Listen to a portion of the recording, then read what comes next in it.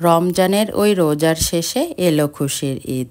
এই গানটা না শুনলে মনে হয় ঈদই মনে হতো না। আগে বিটিভিতে কিন্তু এই গানটা অনেকবার করে বাজানো হতো। আমরা টিভিটা ছেড়ে গানটা একদম জোরে ছেড়ে দিতাম আর এই গানটা শুনতাম। এত ভালো লাগতো, মনে হতো আসলে ঈদ চলে এসেছে। আর ঈদ মানে অনেক খুশি, অনেক আনন্দ। আমাদের দিনগুলোই কিন্তু ভালো ছিল। আমরা কিন্তু চাঁদ রাত, ঈদের দিন, ঈদের পরের দিন খুব আনন্দ করতাম, ঘুরতাম ফিরতাম। তারপর হচ্ছে চাঁদ রাতে তো আমাদের বিশেষ করে বাড়িঘর আমরা এত সুন্দর করে গুছাতাম, নতুন চাদর বিছাতাম, নতুন পর্দা লাগাতাম, সব কিছু ধুয়ে একদম ইস্ত্রি করে সব কিছু খুব সুন্দর করে গুছিয়ে রাখতাম। আর এত ভালো লাগতো আগের দিনগুলো। আসলে যায় দিন ভালো, আসে দিন খারাপ। আগের দিনগুলোই আমাদের ভালো ছিল। আর ঈদ মানেই তো খুশি, ঈদ মানে আনন্দ। আর এই ঈদে তো এরকম সেমাই খেতেই হবে। আজকে আমি কিন্তু লাচ্চা সেমাই রান্না করলাম।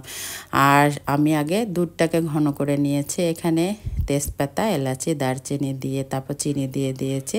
যখন দুধটা ঠান্ডা হয়ে গিয়েছে তখন কিন্তু আমি সেমাইয়ের মধ্যে দিয়ে দিয়েছি। আর গরম দুধটা যদি এই সেমাইয়ের মধ্যে দেওয়া যায়, সেমাইটা কিন্তু একদম নরম হয়ে যায়। তাই দুধটা ঠান্ডা করার পরে আমি এই যে সেমাই দিয়ে দিয়েছি আর উপরে বাদাম আর কিশমিশ দিয়ে ডেকোরেশন করেছি। আর খুব মজার কিন্তু একটা সেমাই হয়েছিল, খেতে একদম অসাধারণ। আর এই ঈদে তো সবার ঘরে ঘরে সেমাই রান্না করা হবে। আপনাদের সঙ্গে কথা বলতে বলতে আমার ছোটোবেলার চাঁদ রাতের কথাও মনে পড়ে গেল। চাঁদ রাতে আমাদের বাসায় কিন্তু একটা স্পেশাল খাওয়া হতো, গরুর মাংস একদম বড় হাঁড়িতে আম্মু অনেকগুলো রান্না করতো। সেই মাংসটাকে আম্মু কষিয়ে রাখতো আর পোলাও রান্না করতো। আমার আব্বুর সবচেয়ে পছন্দের খাবার ছিল এই কষানো মাংস আর পোলাও। আব্বু প্লেটে পোলাও নিত আর এই মাংস নিত। আমাদের ভাই বোনদেরকে সবাইকে কিন্তু আব্বু আমাদেরকে এই পোলাও মাংস খাইয়ে দিত। আমার আব্বুর পছন্দের খাবার ছিল এই চাঁদ রাতে কষানো মাংস আর পোলাও। এখনও কিন্তু আম্মু পোলাও রান্না করে আর কষানো মাংস। হয়তোবা এখন বাবা মার থেকে অনেক দূরে আছি, তারপরেও আগের দিনগুলোকে খুব বেশি মিস করি। ভাই বোনদেরকেও খুব মিস করি, বাবা মাকেও খুব মিস করি।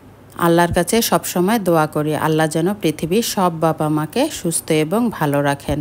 এই তো ঈদও চলে আসলো, সবাইকে জানাই অগ্রিম ঈদ মোবারক। সবার ঈদ ভালো কাটুক, সবাই সবার পরিবারকে সময় দেন, দেখবেন সবাইকে নিয়ে খুব বেশি ভালো থাকবেন। আজকে এই পর্যন্তই, সবাইকে ঈদ মোবারক। সবাই ভালো থাকেন, সুস্থ থাকেন, আল্লাহ হাফেজ।